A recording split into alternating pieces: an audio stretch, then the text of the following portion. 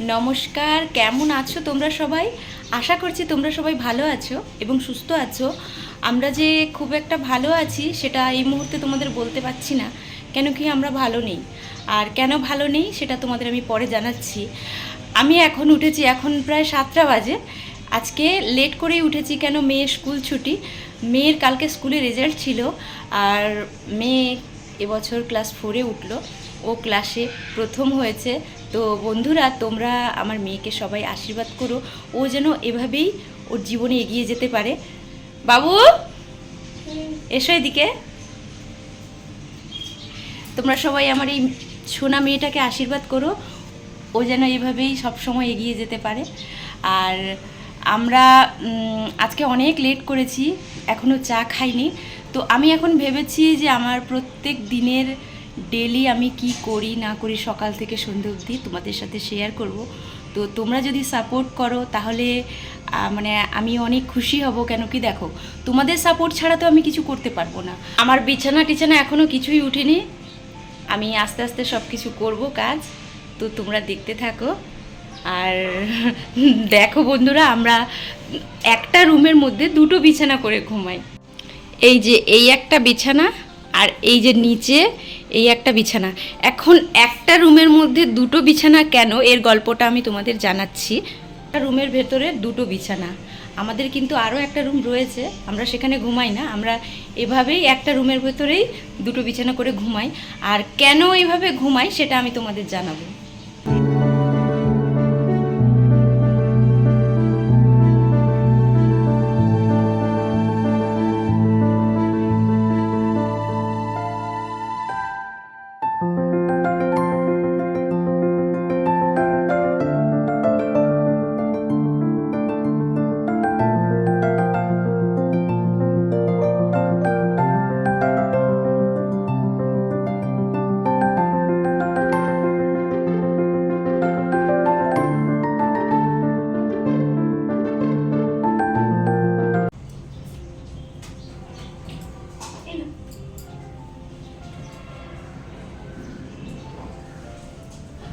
তোমরা হয়তো ভাবছো যে আমাদের দুটো রুম, বেডও দুটো, তা সত্ত্বেও আমরা একটা রুমে ওপর নিচ করে কেন শুই, সেটা আমি তোমাদের পরে জানাচ্ছি।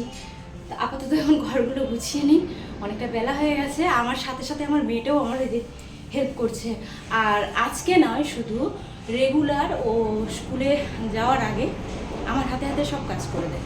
ও হাতে হাতে কাজ না করে দিলে হয়তো এত তাড়াতাড়ি আমার কাজ হয় না। প্রত্যেকটা কাজই ও হাতে হাতে আমার করে দেয়।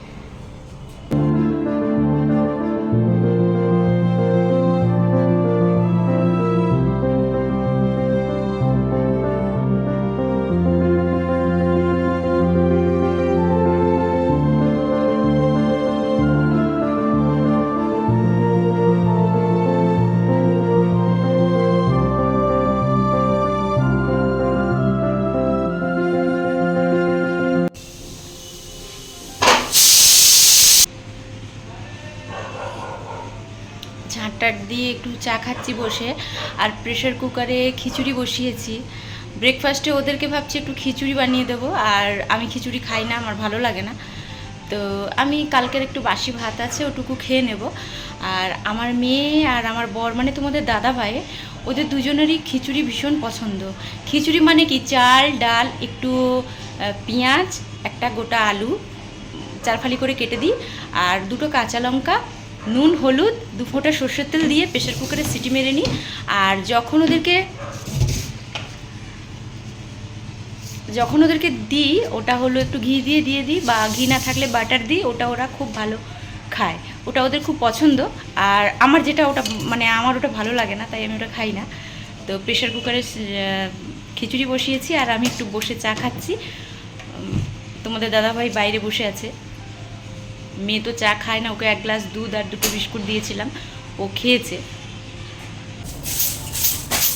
বাবু, ওই যে কুয়োর পারে না, বালতি আর গামলার মধ্যে জল ভরে রোদ্র দিয়ে দাও, রোদ্র এসছে তো, স্নান করবে।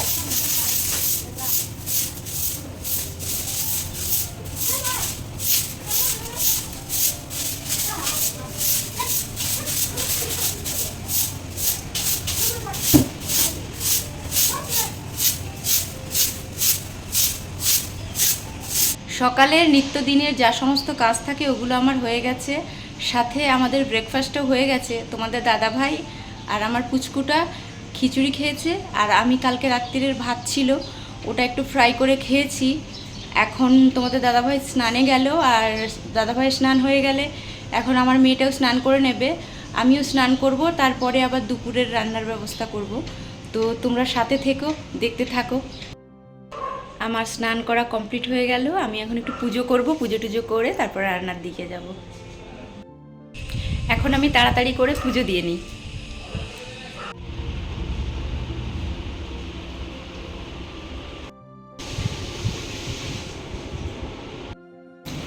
পুজো কমপ্লিট, এখন আমি রান্নাঘরে চলে এসেছি। একটাতে ভাত বসিয়েছি আর প্রেসারে ডাল সেদ্ধ বসিয়েছি। আর আজকে দুপুরে লাঞ্চ হবে মাটন ধুয়ে রেখেছি, আর বেগুন ভাজা, ডাল আর মাটন রান্না করব। একটা ওভেনে ডাল হচ্ছে, একটা ওভেনে ভাত হচ্ছে। আজ আমি মাংসটা একটু অন্যরকম করে বানাবো। আগে 3-4টে সিটি দিয়ে দেব।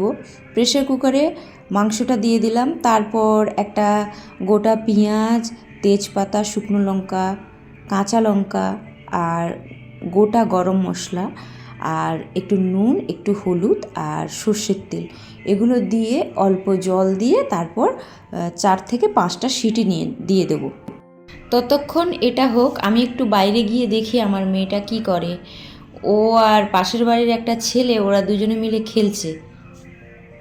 যতদিন না নতুন ক্লাস শুরু হচ্ছে ততদিন বাচ্চারা একটু নিশ্চিন্তে খেলতে পারবে, তারপরে তো আবার রেগুলার ওদের যেটা রুটিন, স্কুলে যাওয়া, পড়াশুনো, টিউশন। এদিকে মাংসটা আমার হয়ে গেছে, আমি মাংসটা আর জল আলাদা আলাদা করে রেখেছি।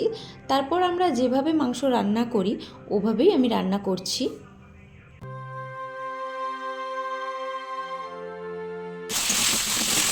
তোমাদের দাদাভাইয়ের পেয়েছে খিদে, আর কখন থেকে চিৎকার করে যাচ্ছে খেতে দাও খেতে দাও, এখনও কি তোমার রান্না হয়নি? আর ওর দোষ নেই, ও তো রোজ এই টাইমটাই খায়। আজকে আমার একটু উঠতে দেরি হয়েছিল, আর সেই জন্য কাজ টাজগুলো একটু দেরি করেই হয়েছে। তো সব কিছু রান্না হয়ে গেছে, খালি মাটনটা হচ্ছে। ভেবেছিলাম যে বেগুন ভাজা করব, আর বেগুন ভাজা এখন আর করবো না, সময় নেই। বেগুন ভাজা করতাম না, আমার মেয়ে মাটন খায় না, ওকে ডাল আর বেগুন ভাজা দিলেও খেত। তো ভাবছি ওকে একটা ডিমের পোস্ট বানিয়ে দেবো, আর ডাল দিয়ে ও খেয়ে নেবে। ও যেহেতু মাটন খায় না, এটাই প্রবলেম। মাটনটা প্রায় হয়ে এসছে, তরকারিটা ততক্ষণে হোক, আমি তোমাদের দেখাচ্ছি আমার মেয়ে আর তোমাদের দাদাভাই কি করছে।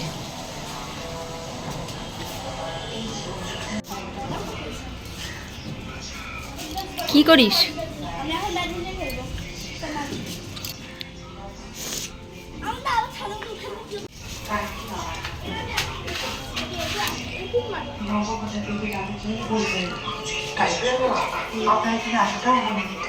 আমাদের দাদাভাই ঘরে টিভি দেখছে, খুব সুন্দর একটা মুভি দিয়েছে অর্ধাঙ্গিনী, ওটা তোমাদের দাদাভাই দেখছে। আমার তো দেখার আর সময় হলো না, কেন কি আমাকে টাইম মতো কাজগুলো করে নিতে হবে। দেখি ওইদিকে রান্না কদ্দূর।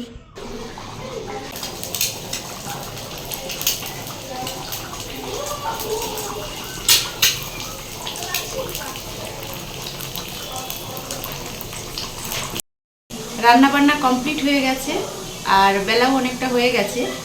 তো আমরা লাঞ্চটা করে নিই, লাঞ্চের পরে আবার দেখা হচ্ছে। দুপুরের লাঞ্চ কমপ্লিট করে বাসন টাসন ধুয়ে এখন মা মেয়ে, তোমাদের দাদা ভাইও শুয়ে আছে। ও একটু আমাদের থেকে আলাদা আলাদা থাকে, আর সেই থাকার কারণটা বলছি তোমাদের, এখনো বলা হয়নি। এই যে মা মেয়ে আমরা শুয়ে আছি এখানে। ওই বাবু, তুই নদীতে যাবি না? হ্যাঁ চলো। আচ্ছা, এতক্ষণ কি করছিলি তুই? জানো ওখানে না জঙ্গলি হাঁস আছে, কালকে আমি দৌড়াতে গেছিলাম, ওখানে দেখছি। আচ্ছা, হ্যাঁ, অরেঞ্জ রঙের জঙ্গলি হাঁস।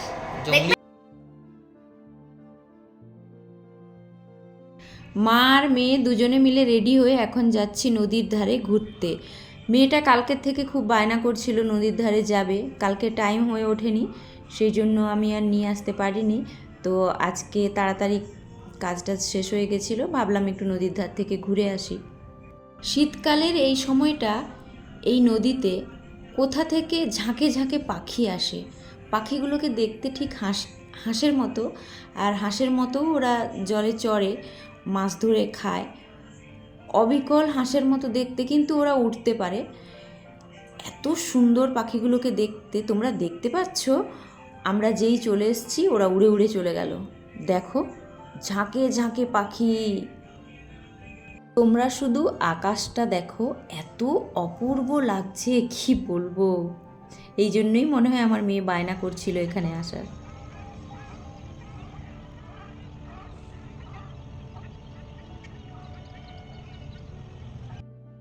নদী থেকে চলে এলাম, মেয়ের আজকে নাচের ক্লাস আছে, ওকে আবার চুল টুল বেঁধে আবার নাচের ক্লাসে দিয়ে আসতে হবে, তাই আর দেরি করলাম না, তাড়াতাড়ি করে চলে এলাম।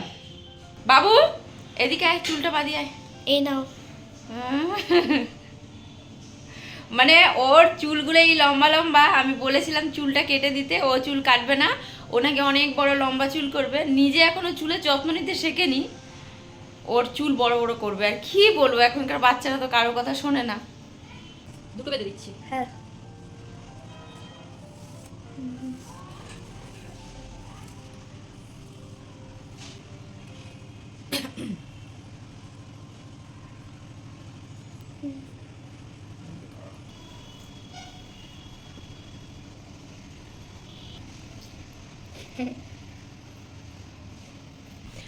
বাবু তুমি নাচের ব্যাগটা গুছিয়ে নাও, জলের বোতলও নিয়ে নিও।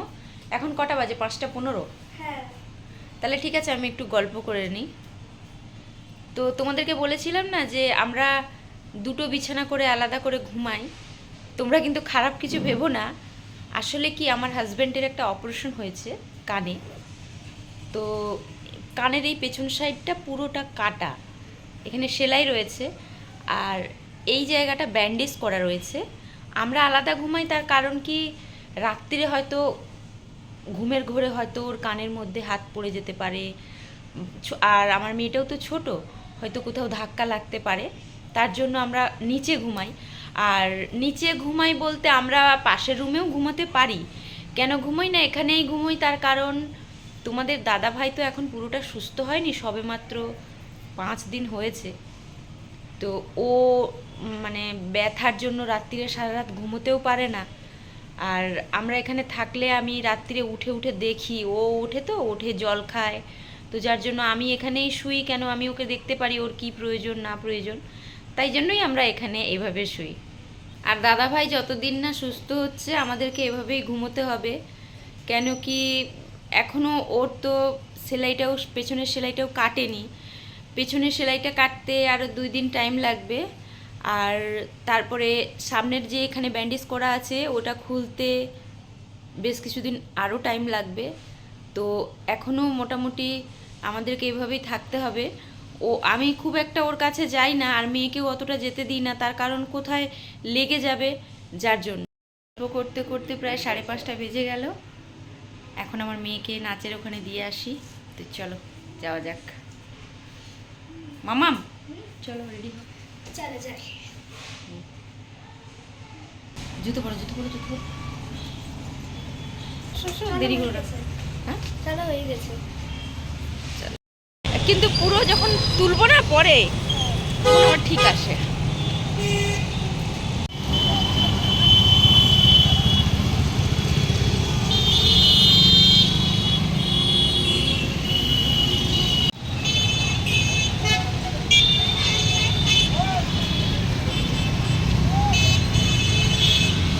মেয়েকে নাচের স্কুলে দিয়ে এলাম। আর তোমরা দেখতে পেয়েছো নৌকাঘাট মোড়টা কি সুন্দর লাইটিং করেছে ক্রিসমাসের জন্য। আর মেয়ে ওটা দেখেছে, দেখার পরে ওর বায়না, ও নাচ থেকে আসবে, আসার পরে আমাকে ওখানে নিয়ে যেতে হবে। তো ভাবলাম যে ঠিক আছে, ও আসুক, তারপর আবার একটু দুজনে রেডি হয়ে বেরোবো। কেন, ওর বাবা তো যেতে পারবে না, আমাকেই নিয়ে যেতে হবে। তো বন্ধুরা, আজকের মতো আমার এই ব্লগটি আমি এখানেই শেষ করছি। মেয়ে নাচের ওখান থেকে এলে মেয়েকে নিয়ে নৌকাঘাট মোড়ে যাব। তো ওটা আর আমি আজকের ব্লগে দেখাতে পারলাম না, কেন কি ব্লগটা অনেক লম্বা হয়ে গেছে। তো ওটা আমি কালকে দেব ব্লগটা। আজকের মতো এখানেই আমি আমার ব্লগটি শেষ করছি। তোমরা সবাই ভালো থেকো আর সুস্থ থেকো। আর অপেক্ষা করো আমার আরও একটি নতুন ব্লগের জন্য। আর আমার এই ব্লগটি যদি ভালো লেগে থাকে তাহলে লাইক কমেন্ট শেয়ার অবশ্যই করো। আর যারা এখনও পর্যন্ত আমার চ্যানেলটিকে সাবস্ক্রাইব করোনি তারা সাবস্ক্রাইব করে দিও। তো আজকের মতো এখানেই টাটা, গুড নাইট, শুভরাত্রি।